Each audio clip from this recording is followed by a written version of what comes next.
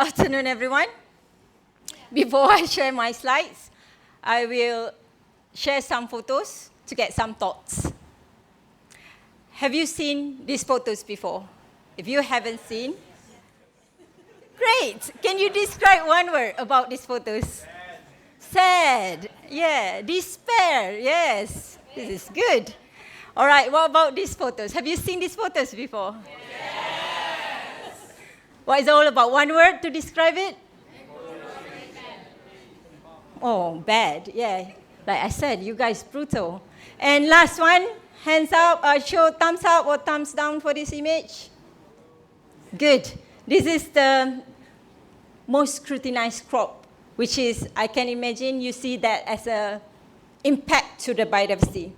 My name is Aida.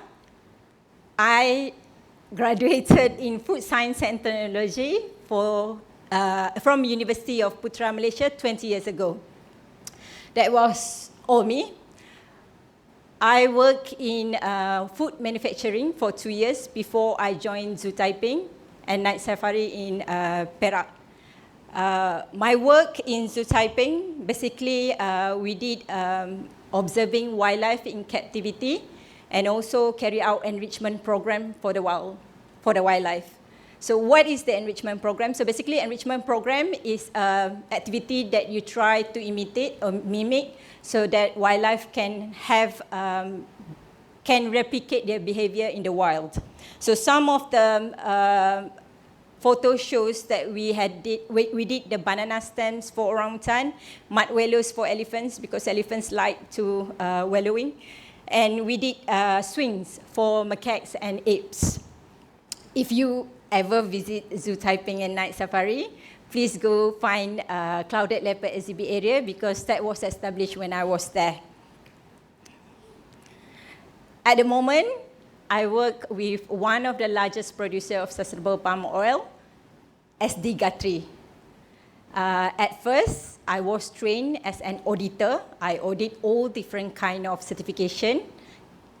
ISO 9001, quality ISO 14001, environment, OSAS, safety, food safety, HACCP, RSPO, MSPO, you name it.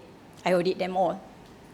And then the role transitioned to more specific subject, which is managing high conservation value area and also biodiversity and conservation projects. In 2018, I took sabbatical leave for 1 year to pursue my studies. And just before the COVID happened, February 2020, I managed to graduate Master of Research. And this is my thesis title, Developing Procedure and Evidence-Based Policy and Protocols for the Human-Elephant Conflict in Oil Palm Plantation.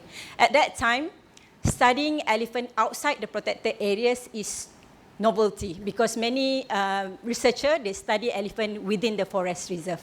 And I'll share some of the insight during these slides. This year marks my 16 years with the company and the industry that known for their impact to the biodiversity. So instead of asking, have you consumed palm oil today? I want to ask, have any of you didn't consume palm oil yet today? Oh, see, good.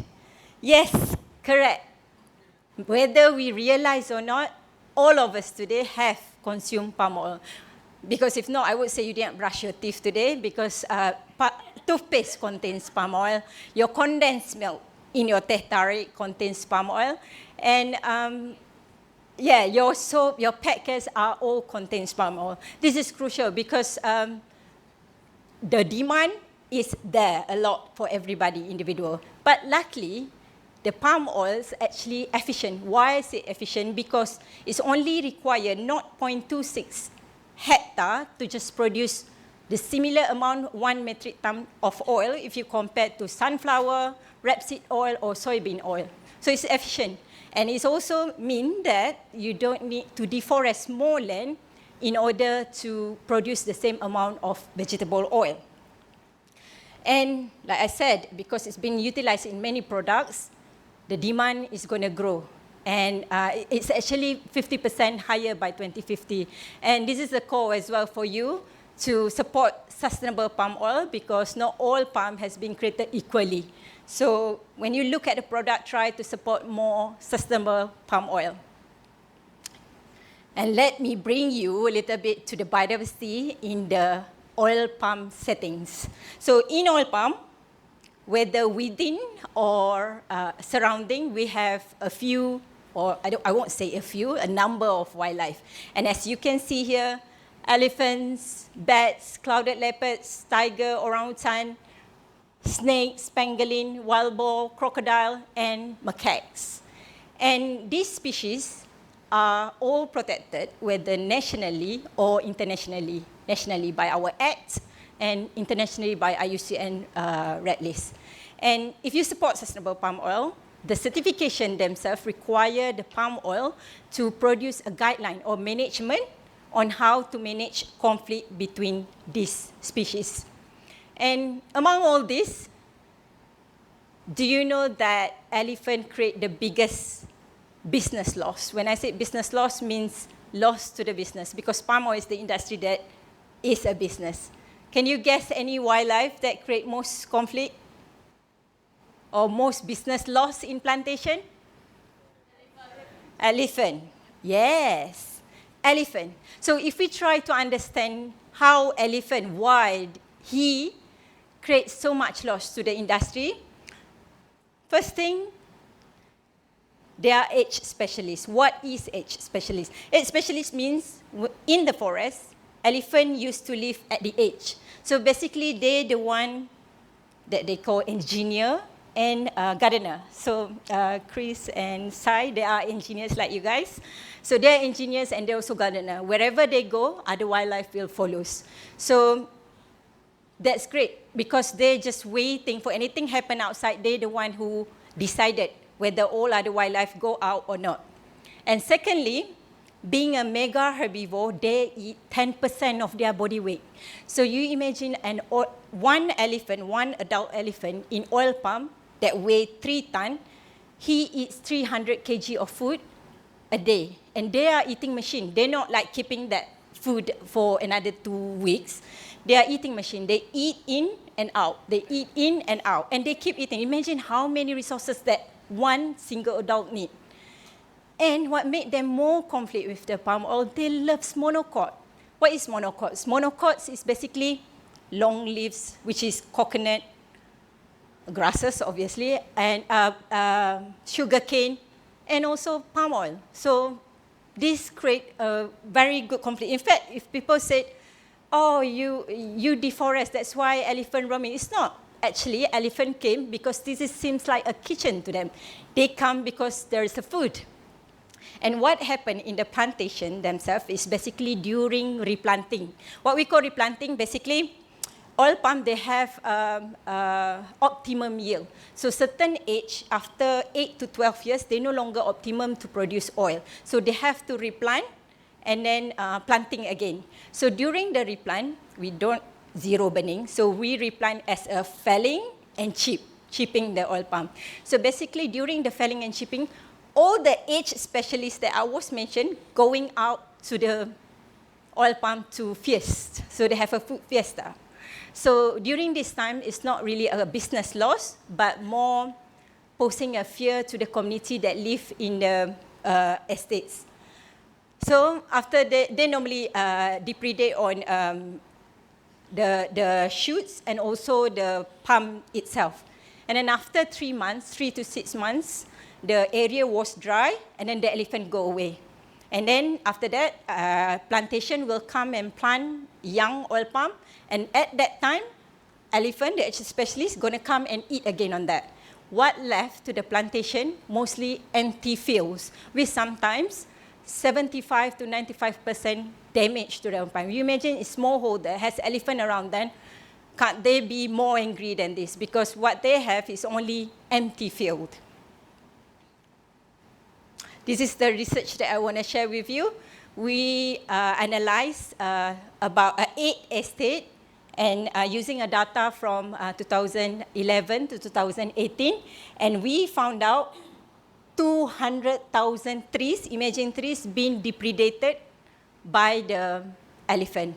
And imagine if one tree costs 134 ringgit or whatever, and you times that 200,000 trees, that is the loss. This is a total loss we're talking about, not opportunity loss or delayed loss. So two main things, two key points that I want to share here is basically number one, out of 8 estates, one of the estates basically have 50% of the damage. And the finding is quite simple. Basically, that estate, they have more damage is due to they didn't invest on any mitigation, but they keep replanting. So imagine this is simple, right? They just didn't address the issue, but it's still happening, but they're still replanting. So it's like, you know the elephant gonna come, but you still replant.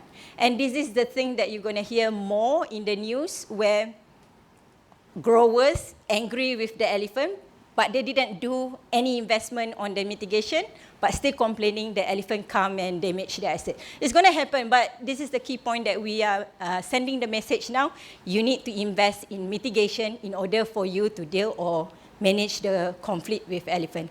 And secondly, elephant actually loves younger palm, which is 5 years and below. What does this mean? This means the elephant actually can coexist with the palm oil plantation community, where at the mature area, big trees area, they don't even cause business loss. It's just we need to educate what to do and what to not do with the elephant when they encounter with elephant. So this is two main things. And then people ask me, you want to be conservation so much, why you join the industry that I can see before you guys doing like this, right? So yeah, why? For me, you can't beat them, you join them. So basically, I obviously can join consultancy or NGOs to just ask other people to do this, right? But for me, it's give me more meaningful work, because I can say I'm quite on ground people. When I work with the industry, with the grower themselves, I know, especially those that sustainable palm oil, I know they're going to take care of 3 Ps. These 3 pillars is most important. Whenever I want to fight for the wildlife that exists in the palm oil plantation, I have to make sure the company themselves has stability in financial, which is their profit, and at the same time, the people who are going to deal with the biodiversity surround them. So this is a complete environment for me to walk the talk when I want to advocate for the wildlife themselves. Throughout my journey, 16 years now, I have an opportunity to visit a lot of estates, listening not just for the management team. I managed to visit operation in Malaysia, 134 estates in Malaysia, in Myanmar, Indonesia, Papua New Guinea recently. And I can tell you, whenever you meet people, not just on management who say that they want to or commit things, but also the foreign workers that work in Sabah, the foreign workers that from Myanmar, India, to understand how their perspective on wildlife when they're working with elephant per se, but other wildlife as well. And I think if I continue to work in the small organization that attached to Zultaipan, I have no opportunity to understand the perspective from the implementer themselves. And it gives me a meaningful job or task or advocate. And previously, my task more on building capacity internally, but now it's evolved to give more workshop and inputs to the externally. And we're working closely with the suppliers and small growers. Basically, we help the small growers that have the same issue with elephant. And with supplier like Nestle, we do tree planting program. Like Samdabi plantation now plant more than 2.1 million trees, and with Nestle alone, we plant 1.2 million trees at 1,200 hectares of our area in conservation areas. And one day, I forgot to mention this, one day, if I never or not going to be in the industry anymore, the most things that I'm going to cherish is people in this industry, or if you go to any S3, people in this company call me, or I also known as Aida Gajah or Elephant Aida. Some people are not comfortable to say Aida Gajah when they say me, but that's the name that I'm so proud to be called of.